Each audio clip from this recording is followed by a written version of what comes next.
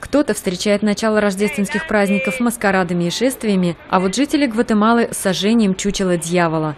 Эта традиция зародилась еще в XVI веке и по-прежнему популярна.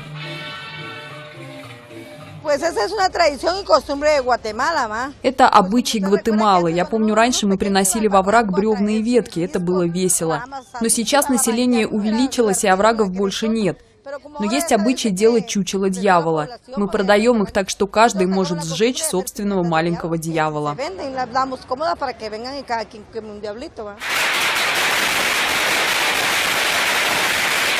Старинный обряд символизирует очищение. По мнению гватемальцев, он оградит их жизнь от нечистой силы в предстоящем году.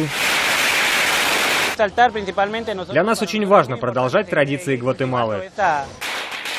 Чучела, предназначенные для сожжения, обычно изготавливают из проволочного каркаса и обтягивают красной и черной тканью. Поглощение дьявола огнем сопровождается потрескиванием фейерверков.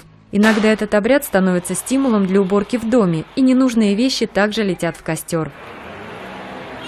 Ранее власти призывали жителей сократить количество огненных очагов, ссылаясь на загрязнение атмосферы. Однако в одной только столице ежегодно продолжает вспыхивать около 500 000 предрождественских костров.